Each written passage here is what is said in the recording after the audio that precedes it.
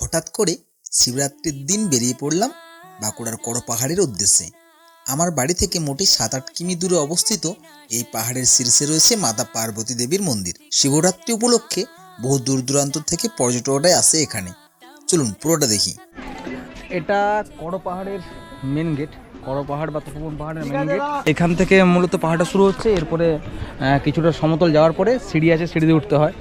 আর শিবরাত্রি উপলক্ষে এই যে জায়গাটা রয়েছে এই দিকটাতে কিছু বিখ্যাত দোকান, একটা গ্রামীণ মেলা বসছে এই যে এই জায়গাটাতে।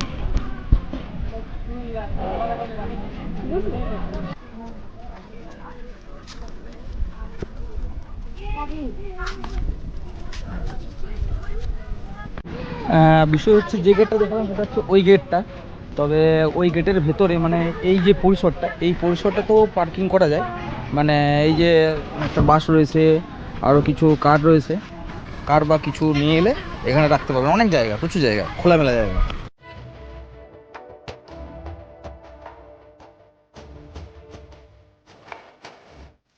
কিছুটা যাবার পর একটা সমতল জায়গায় আশ্রম,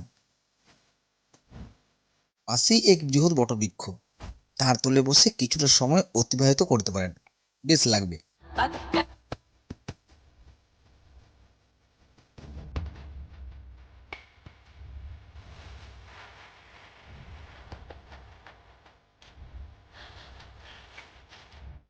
এরপর শুরু সিঁড়ি দিয়ে পাহাড়ে ওঠা।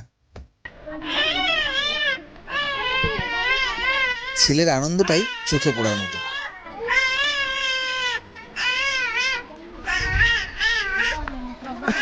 টানিস না, চুলো টানিস লাগছে। বিভিন্ন শ্রদ্ধালু মানুষ পুজোর সাজে পাহাড়ে উঠছে। আপনারা যদি কেউ মনে হয় যে টায়ার্ড হয়ে গেছি কিছুটা হেঁটে আসার পরে, তাহলে এই জায়গাটা বুঝতে পারেন। এই জায়গাটা বেশ পরিবেশটা খুব সুন্দর, চারিদিকে গাছপালায় ঘেরা, দেখতে পাবেন।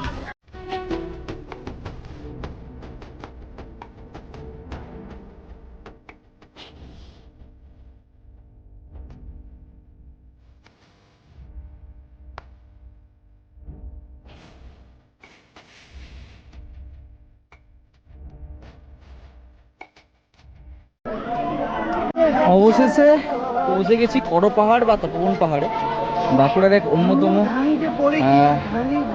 মানে নৈসর্গিক পরিবেশ যে পাহাড়ের সেটা হচ্ছে আমাদের বড় পাহাড়। এখান থেকে আপনারা শুশুনিয়া পাহাড়ের যে সূর্যাস্ত সেটা দেখতে খুব সুন্দর লাগে, এখান থেকে আপনারা দেখতে পারবেন। তো সূর্যাস্ত দেখতে হলে অবশ্যই আপনাকে বিকেল দিক করে আসতে হবে।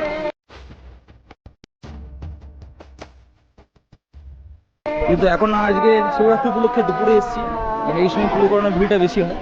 তো চলুন আপনাদের আমরা চারিদিকে দেখে নিয়ে আসি।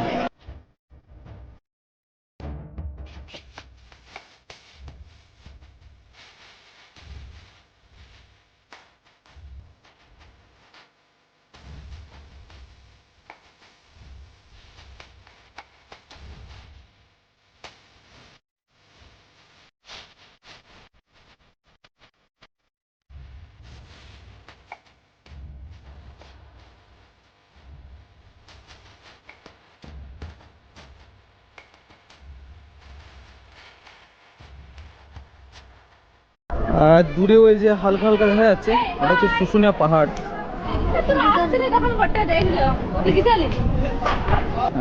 এই দিকটা হচ্ছে মন্দিরের পিছনে পরিসর।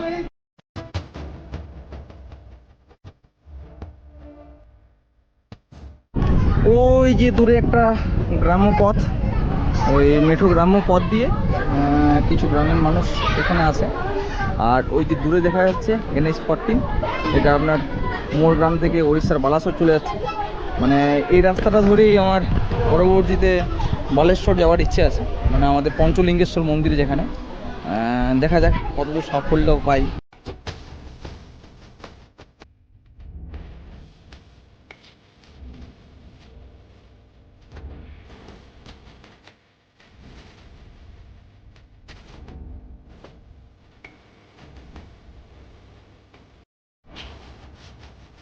সত্যি কথা বলতে এই জায়গাটা এলে কিছুক্ষণ বসে থাকলে মন ভালো হয়ে যেতে বাধ্য।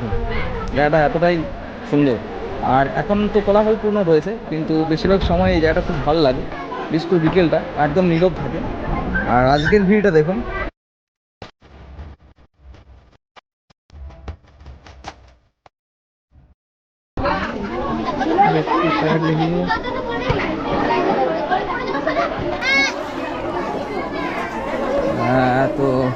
শিবরাত্রি উপলক্ষে এখানে তো আজকে মহিলা বা মেয়েদের পুজোর দিন, তো তারা সব পুজোর ডালি নিয়ে এসছে। এই যে পুরো লাইনটা, অনেকটা লাইন, একদম ওইখানে গেট পর্যন্ত চলে গেছে আজকে এই লাইনটা। তবে যেহেতু দ্বিমতে পুজো হচ্ছে, অবশ্য আগামীকালও কিছুটা ভিড় হওয়ার একটা চান্স রয়েছে। এরপর নেমে এলাম নিচে, আশ্রমে প্রসাদ গ্রহণ করলাম।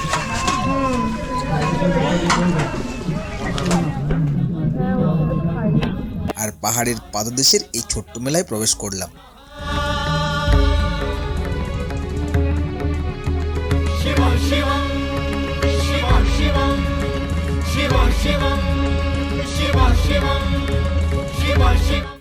একজন মহিলা এই রুক্ষ পাথরের মাটিতে দণ্ডি কেটে পাহাড়ে উঠছে।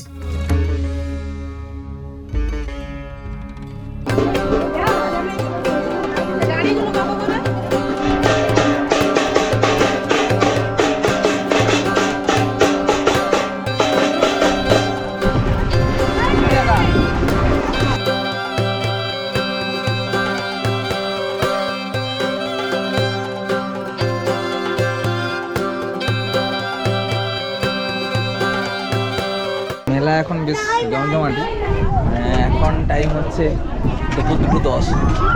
এই সময়ও মেলায় প্রচুর মানুষজন সব এসছে আর একটা জিনিস কেনাকাটা করছে। মানে অন্য মেলাগুলো সাধারণত সন্ধ্যের পরের দিক করে ভিড়টা হয়, কিন্তু এই মেলাটার ভিড়টা এখনই রয়েছে, মানে দিনের বেলাতেই ভিড়টা হয়। যেহেতু শিবরাত্রি উপলক্ষে হয় সেহেতু ভিড়টা এখনই চলছে। আর ওই যে ছেলে তো আপনার খেলছে, কিছু সঙ্গী পেয়ে গেছে নতুন, কে এলো, কে অনেক